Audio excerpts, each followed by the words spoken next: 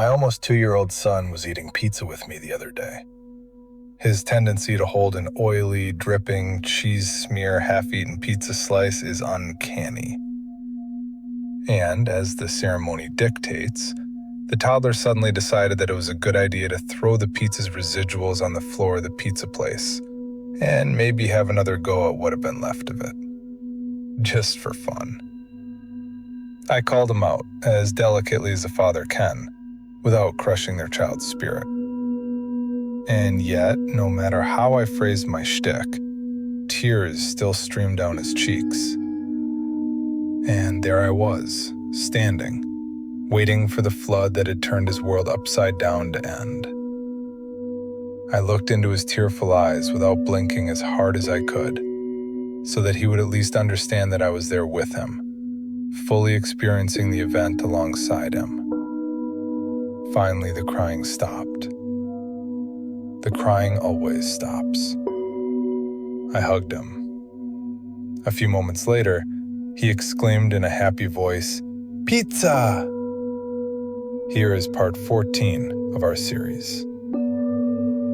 How grass and trees become enlightened. During the Kamakura period, Shinkan studied Tendai 6 years, and then studied Zen 7 years. Then he went to China and contemplated Zen for 13 years more. When he returned to Japan, many desired to interview him and asked obscure questions. But when Shinkan received visitors, which was infrequently, he seldom answered their questions. One day, a 50-year-old student of enlightenment said to Shinkan, "I have studied the Tendai school of thought since I was a little boy, but one thing in it I cannot understand. Tendai claims that even the grass and trees will become enlightened. To me, this seems very strange. Of what use is it to discuss how grass and trees become enlightened?" asked Shinkan. "The question is how you yourself can become so. Did you even consider that?" "I never thought of it that way," marveled the old man. "Then go home and think it over," finished Shinkan. The Stingy Artist. Gessen was an artist monk. Before he would start a drawing or painting, he always insisted upon being paid in advance, and his fees were high. He was known as the Stingy Artist. A geisha once gave him a commission for a painting. "How much can you pay?" inquired Gessen. "Whatever you charge," replied the girl, "but I want you to do the work in front of me." So on a certain day, Gessen was called by the geisha. She was holding a feast for her patron. Gessen, with fine brushwork, did the painting. When it was completed, he asked the highest sum of his time. He received his pay.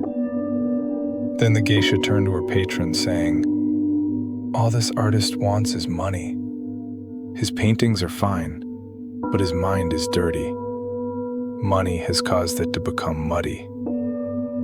Drawn by such a filthy mind, his work is not fit to exhibit. It is just about good enough for one of my petticoats." Removing her skirt, she then asked Gessen to do another picture on the back of her petticoat. "How much will you pay?" asked Gessen.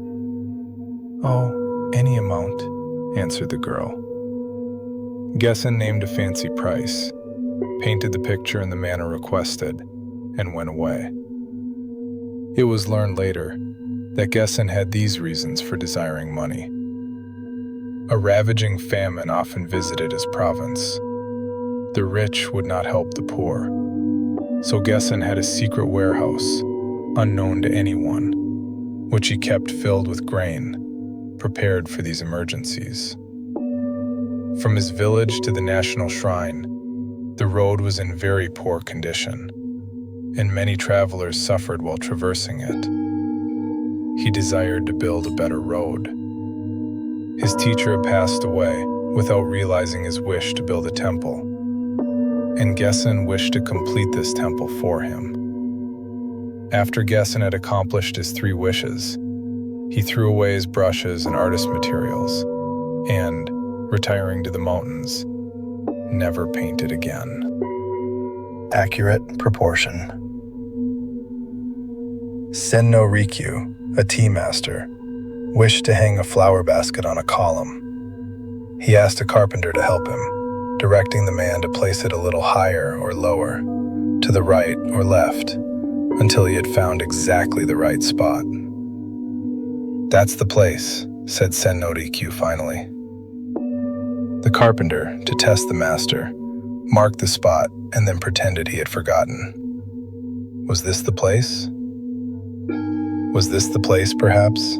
the carpenter kept asking, pointing to various places on the column. But so accurate was the tea master's sense of proportion that it was not until the carpenter reached the identical spot again that its location was approved. Black-nosed Buddha. A nun who was searching for enlightenment made a statue of Buddha and covered it with gold leaf. Wherever she went, she carried this golden Buddha with her. Years passed, and still carrying her Buddha, the nun came to live in a small temple in a country where there were many Buddhas, each one with its own particular shrine. The nun wished to burn incense before her golden Buddha. Not liking the idea of the perfume straying to others, she devised a funnel through which the smoke would ascend only to her statue. This blackened the nose of the golden Buddha, making it especially ugly. That's it for today in our series. If you felt a positive shift, hit like and subscribe for more cinematic Zen tales.